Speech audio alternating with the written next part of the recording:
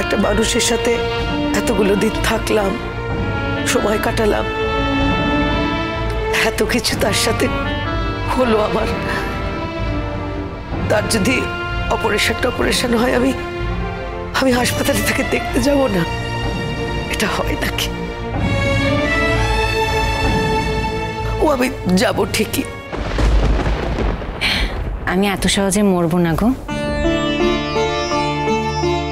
হাসপাতালে আমাকে কষ্ট করে দেখতে আসতে হবে না, বরং আমি বাড়ি ফিরে আসি, তারপর খবর দেবো। এসো।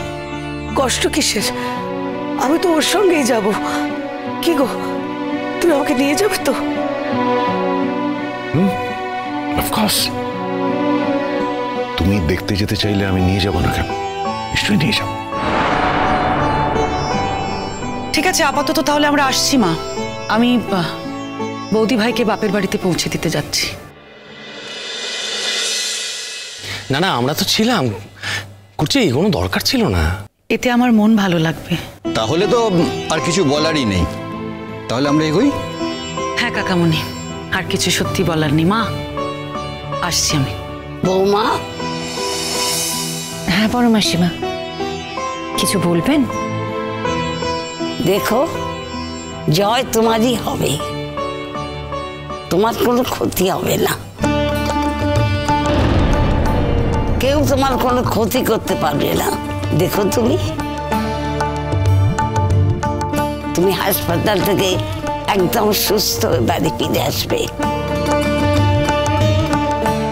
আমাদের বয়স হয়েছে, একা একা কোথাও যেতে পারি না, আর কেই বা আমাদের নিয়ে যাবে বলো? মনে মনে আশীর্বাদ করছি মা, তুমি ভালো থেকো, সুখে থেকো। ঈশ্বর যেন সব দুঃখ কষ্ট সহ্য করার ক্ষমতা দেয়।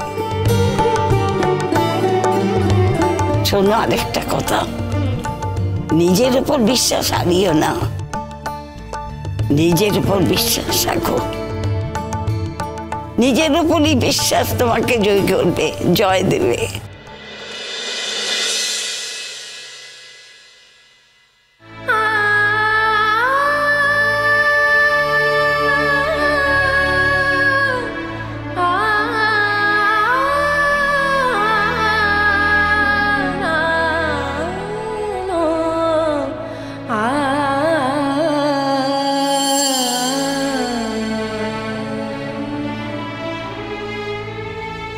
চিরসখা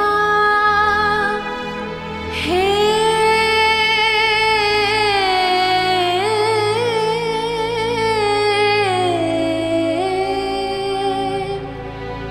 ছেড়ো না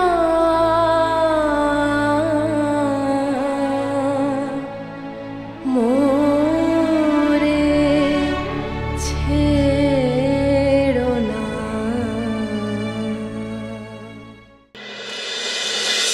বুড়িমা। হ্যাঁ বাবা। কাল তো তোমার হসপিটালে যাওয়া, আমি কিন্তু যাব। কি রোগ বাঁধিয়ে বসলি রে? কালকে সারা রাত চিন্তায় ঘুমোতে পারিনি। এই জন্যই আমার তোমার এখানে আসতে অসুবিধা ছিল, জানো তো। এখন সারাক্ষণ তুমি আমার কানের কাছে এটাই ঘ্যান ঘ্যান করবে তো? জ্ঞান জ্ঞান না করে কি করবে বলো? তোমার তো শ্বশুরবাড়ির পাট ঘুচে গেছে, এখন তো বাবা মাই তোমাকে দেখবেন। আর টাকা পয়সারও তো একটা ব্যাপার আছে না। আসলে তুমি এতদিন যে স্ট্যাটাসে থেকে এসেছো, আমরা তো আর তোমাকে সেই স্ট্যাটাসটা দিতে পারবো না, তাই না? রশ্মি, আমরা কি কেউ তোমাকে বলেছি এই কথাগুলো নিয়ে আলোচনা করতে? না মানে তোমরা বলবে তারপর আলোচনায় বসবো, এরকম তো ব্যাপার না, তাই না? আর দেখো, মৌ সামনে বিদেশে যাচ্ছে, তো আমাদের কি খরচাপাতি লাগে সেটা তো আমরা জানি, যে আমাদের কোন খাতে কি খরচা হয়, তাই না? তুমি বড্ড বেশি কথা বলছো রশ্মি। তুমি বোধহয় ভুলে যাচ্ছ আমি আমার দায়িত্বকে এখানে নিয়ে এসেছি। আমি বুঝতে ভুল করিনি কাকামণি, আমার মনে হয় আপনি আমাকে বুঝতে ভুল করছেন। না, আমি ধরে নিচ্ছি যে টাকা পয়সা খরচাপাতি সব আপনিই দেবেন, কিন্তু আপনারও তো বয়স হচ্ছে, আর আপনি তো বোধহয় সিদ্ধান্ত নিয়েছেন না যে আপনি বিদেশে আর ফিরবেন না। সেক্ষেত্রে তো সেটা আমাকেই বুঝতে দাও না। সবটা আপনি একাই বুঝবেন সেটা তো হয় না কাকামণি। ধরুন খরচা করতে করতে আপনার হাত খালি হয়ে গেল, এবার আপনি বয়স্ক মানুষ, তখন তো আপনার দেখাশোনা আপনার ভাইকেই করতে হবে। রশ্মি, শোনো, আমি যখন এ বাড়িতে বিয়ে হয়ে এসেছিলাম আমার বাবা মা কিন্তু একটা ছোট্ট সংসার দেখেই পাঠিয়েছিল। তখন তো এখানে এত ভিড় ছিল না। না, কাল তো আমরা সবে এলাম মামি, এর মধ্যেই তোমার ভিড় মনে হচ্ছে? তোমার কি মনে হয় আমরা অনেকদিন এখানেই থাকবো? মিঠি, জানিস তো, তোকে না আমি একটা কথা বলি। মৌ তো বিদেশ যাচ্ছে, তুই তো জানিস, কিন্তু তা সত্ত্বেও না ও সারাক্ষণ কিছু না কিছু কাজকর্ম করে যাবার চেষ্টা করছে, মানে যতটুকুনি পায় আর কি, অ্যাটলিস্ট চেষ্টাটা করছে। তুই কি করছিস বল? তুই তো এত ভালো রেজাল্ট করলি, করে কি হলো? সেটা যদি তোর জীবনেই তুই কাজে লাগাতে না পারলি তাহলে আর লাভ কি বল? দেখ, এখন তোদের এই অবস্থা, তোর মার এই অবস্থা, এখন তো আর তোদের নতুন কাকু নেই যে ছাতার মতন তোদের মাথার ওপরে এসে দাঁড়াবে। সে তো তার নিজের সংসারটা বুঝে নিয়েছে। তা মানুষ যে কত তাড়াতাড়ি বদলে যায় বুঝতে পেরেছিস নিশ্চয়ই। না, এতদিন তো তোর মা ছাড়া তার একেবারে জ্ঞান ছিল না, তোদের ছাড়া তার একেবারে কোনো জ্ঞান ছিল না, তো হঠাৎ একেবারে রাতারাতি বদলে গেল। না, সে বিয়ে করেছে, তাকে আমি দোষ দিই না, তার ক্ষেত্রে কোনো দোষের ব্যাপার নয়, কিন্তু তোর মা যে এই যে বাড়ি ছেড়ে চলে এলো, সে কি একবারও অনুরোধ করলো তোর মাকে থাকার জন্য? আবার শুনছি নাকি কি সব সই সাবুত করাতে আসবে, মানে তোর মাকে যে নমিনি টমিনি করেছিল সেগুলো সব নিজের নামে করে নেবে। তার পক্ষে এটা খুবই স্বাভাবিক, সে এখন তার বউ সংসার সব পেয়ে গেছে। কিন্তু তোরা কিভাবে এতদিন ভেবে এসেছিলি যে সারাক্ষণ তোদের বিপদে সেই লোকটা তোদের পাশে এসে দাঁড়াবে?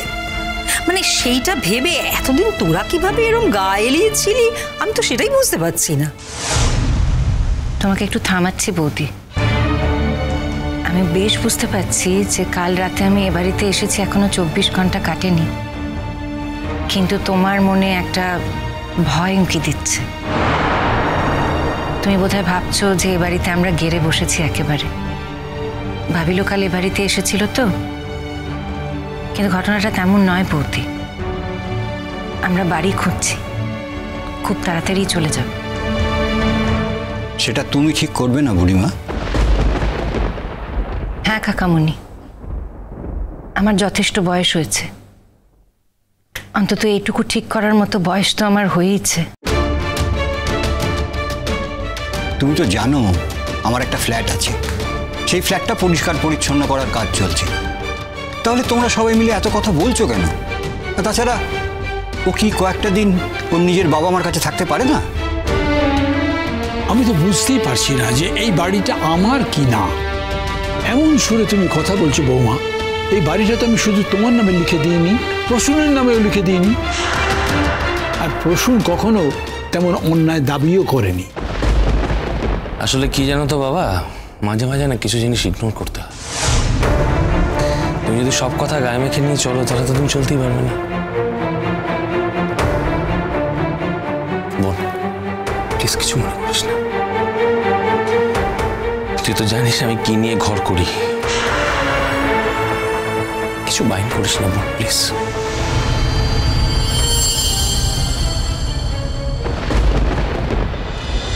চিরসখা হে